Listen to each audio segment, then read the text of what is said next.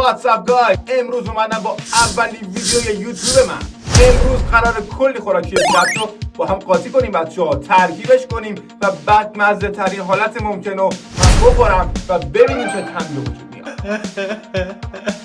پس با من همراه باشید. پیشبنده معروف خط دولت گل رو همیشه هستم خدمتتون با یه دونه مار. خب بچه‌ها پیشبند رو بستیم و اول بریم بهتون نشون بدم قراره چیزی داریم با هم قاطی بکنیم. سس خرسی داریم اینجا که البته در این شکسته با بیژن سالم بمونید.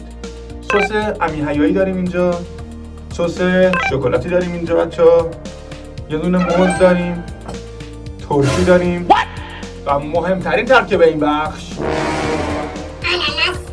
بچه‌ها بریم سراغ ترکیب خوراکی ها. آناناس رو با سس خرسی براتون تست کنم ببینم چه ترکیبی در میاد. چندش کشته شد. حاجی خیلی شد یا اول فر یا اول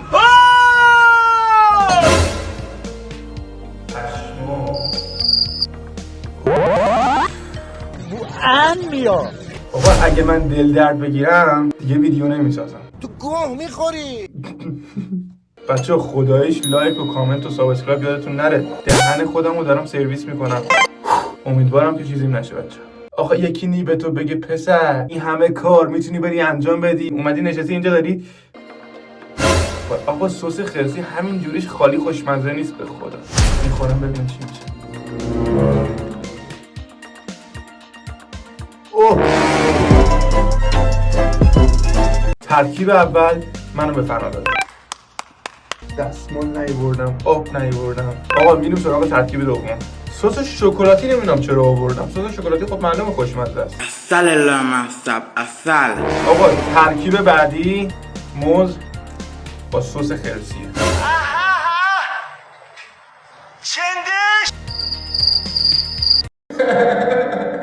بابا این سس کشته شد.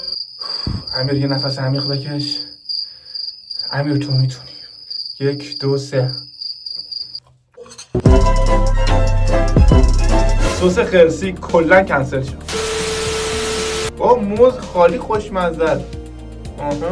به به. اسکلی مگه با سس خرسی میزنی روش. ترکیب بعدی میخوام براتون ترشی بزنم. بذار اول من اینجا رو یه چیزی بهتون بگم. البته هیچ آدم سالمی سس خرسی رو نمیزنه رو آناناس بخوره. هیچ وقت سس خرسی رو آناناس نخورید. افتضاح. بعدش هم که من فکر کردم سس خرسی با موز خوشمزه میشه که ترشی رو داریم اینجا با سس امین حیایی. عجیبه. سس بیژن. اینو من بخورم همینو یه راست رفتم بیمارستان. اینجا هم کسی نیست. اینم اولین ویدیو یوتیوب منه. لایک و کامنت و سابسکرایب یادتون نره.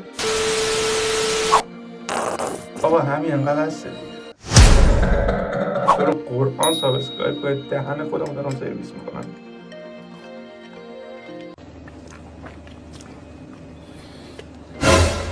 این خوشمزه شد.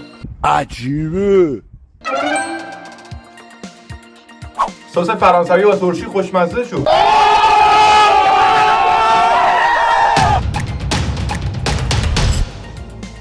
سس فرانسوی با ترشی عالی شد. آخرین ترکیب که قراره خودمو براتون بکشم. چی میگی؟ سس فرانسوی، سس خرسی، ترشی، سس شکلاتی. سس فرانسوی که خوشمزه شد با ترشی می‌ریزیم. سس خرسی می‌ریزیم. سس شکلاتی می‌ریزیم. یه کوچولو هم موز و آناناس قاطیش می‌کنیم. چندش ای کثافت. و اینا رو خوب هم میزنیم با هم. فقط قبلش یه لحظه اجازه بدید. سلام مامان، سلام بابا. اگر دیگه منو ندیدید حلالم کنید.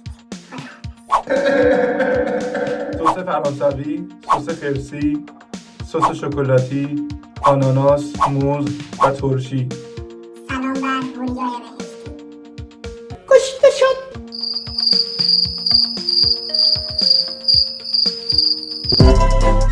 این نه بدمزه است نه خوشمزه، عجیبه. ولی دیگه نمیخوام تستش کنم. اولین ویدیو یوتیوب اگه اینجوری بخواد شروع بشه دیگه تهش ببین قراره چه اتفاقی. توی این کانال قراره کلی براتون ویدیوهای چالشی، کلی ویدیوهای فان و ولاگ و هر چی که فکرشو بکنی و ویدیوهای شخصی براتون آپلود کنم. کانال منو سابسکرایب کنید، لایک کنید، کامنت بذارید. بعدش هم این پیج اینستاگرام میاد این زیر، فالو یادتون نره. فعلا خداحافظ.